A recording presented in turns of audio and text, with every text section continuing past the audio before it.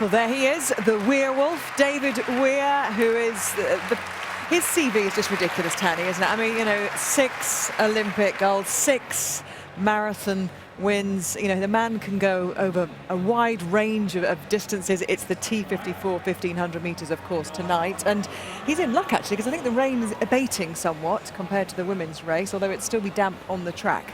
It is slightly nicer now for the guys who are out there racing. I first met Dave Weir when he was 7 years old and a skinny little kid, and he's always had a really lovely pushing technique. He just didn't have to learn it, he just did it.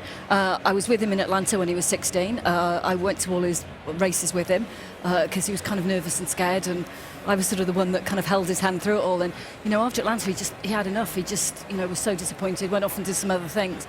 And it's great because... Well, I'll do the next part of the story because you're too modest. You're the reason he came back, because he saw you in Sydney and decided, I want to be part of that. I want to have a little piece of that. Yeah, it was good because I kept telling him he was talented and he didn't believe me. But then I think, you know, it took him a long time. It took him to Athens to realise that he could do it. And, you know, he's just been dominant ever since. And he's got a really good coaching partnership with Jenny Archer. They work so well together. You know, he's very selective in the races he does. But he performs on the big stage really well. And he's had a lot of pressure. You know, in Beijing he was the only gold medalist from athletics, which was really hard to deal with. But, you know, good luck for him tonight.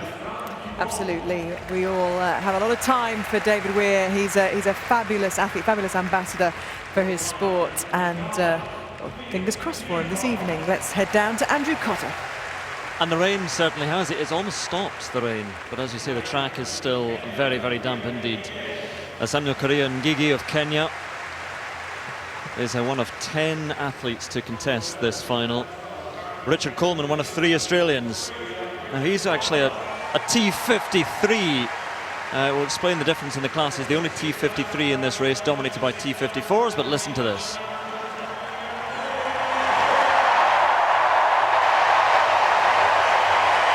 I wonder how he will judge this one, how he'll race it, and a cheer as well for young Will Smith. Works at the Weir Archer Academy, as Danny was saying. They do so much to bring young para-athletes through. Josh Cassidy, now he might be a threat to David Weir. Tucked himself in behind Weir in the heat to come through. And Richard Nicholson, as we said, one of 3 Australians, but it's the third that we'll see is the strongest of them all. Sebastian Rave of Mauritius. And then the defending Commonwealth champion, Kurt Fearnley, quickest qualifier, broke his own games record in qualifying. But again, the very tactical races. Weir was involved in a slower heat. We shall see the final of the men's T54 1500 meters. 3 3/4 laps of this soggy Hampden track, but the rain has abated and the noise will grow for all of these men here. And David Weir just having a little look across. I wonder how he will race this one, because he won in Paris in the Diamond League meeting there. He won storming through from the back. He was just testing out his speed. He sat at the back and he really has got a wonderful change of speed, and he did that there to come racing through and win it. In Glasgow here in the Diamond League a couple of weeks ago, he did it rather more conventionally. He sat in about 3rd or 4th and then just eased his way through. And I think that might be the approach this evening. What do you think, Tani? Well, Dave Weir's looking pretty strong at the moment, in a very good position, and nobody seems to want to spend too much time in lane 1. I think it's because it's very wet out there, and if you get too much water on the pushrooms, it makes it challenging to push. But you can see Kurt Fearnley just having a look on his outside, just checking who's there. He doesn't want to leave the door open too much and allow anyone to jump into lane 1. And quite by chance yesterday, I bumped into him and asked him what his tactics were going to be for today. And I think Kurt's always been a little bit disappointed that there aren't more of the male athletes that want to take the race to Dave, because he's got such a devastating pickup and sprint. You can't leave it to the last 400 metres, and certainly in London he was asking for a lot of support from the other nations. No one would help him. So Kurt was very much in favour of trying to get to the front and control it. I don't think there's going to be any team tactics from the Australians, but it's whether Richard Nicholson might sacrifice a place or so just to try and get in the way between Dave Weir. But you can see on the outside now, Dave's decided he wants to stay out of trouble. He doesn't want to be caught behind anybody, and he's just making sure that he's got a clear run through. So he sits in behind Kurt Farnley.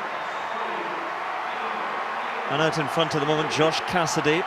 Josh Cassidy, his partner, the Australian Madison de Rosario, would have been a favourite, I think, for the 1500 metres, the women's 1500 metres, but she developed a DVT, a deep vein thrombosis, on a plane journey travelling over to England, so was unable to compete. We wish her well, but he settles in there alongside Kurt Farnley, and we've got Will Smith as well, and David Weir, the far more experienced David Weir, just outside the 18-year-old.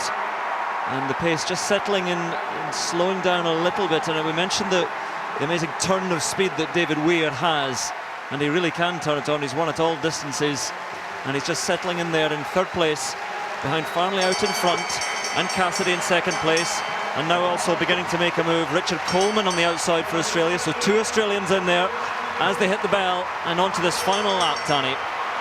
Well, Dave Weir hasn't started to pick up the pace too much. It's going to be interesting at what point Dave just starts to kick. And he's now putting in a bit more effort. You can see his hand speed is absolutely fantastic. And Kurt's going to try and grab a ride behind him, but with that gap, it's going to be almost impossible for Kurt to come back at that speed. You can see Dave is just making sure that there's no space whatsoever for anyone to come on the inside.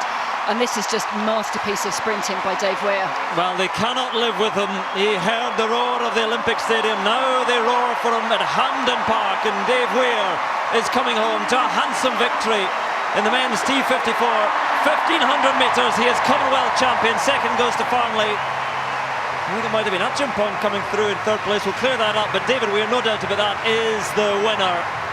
And what a victory. 6 gold medals at Paralympics, 6 golds at World Championships, 6 times a winner of the London Marathon. And to that glorious record now add Commonwealth Games champion in the 1500 metres, and he made it look, Tanny, so easy. He made it look incredibly easy. I mean, his final speed in the sprint would have been 36-37 k/h, and I think that's the largest margin of victory I've seen him have over Kurt Farnley, and it's just amazing. I mean, Dave normally coming into races a few days before will say that he doesn't feel well and he has problems, but he's been so positive coming into this final, and I think it worried some of us actually that he wasn't talking about being ill, but that's an incredible race by David Weir. I think he was leaving it to this season to figure out whether he was going to carry on to Rio, and my view is he absolutely has to.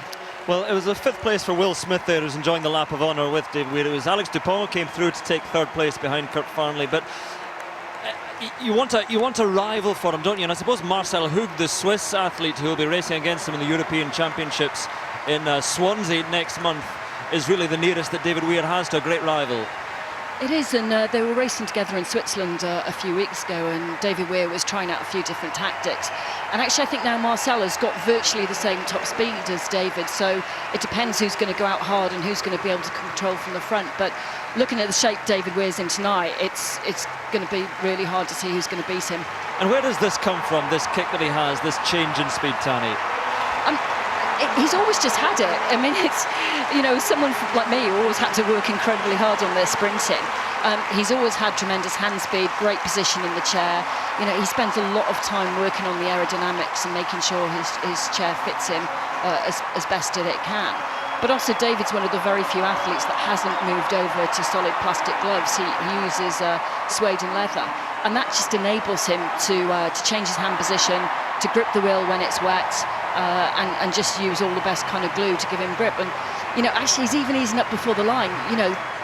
There's not many races at this level when you're competing against the Australians and Canadians when you're able to do that.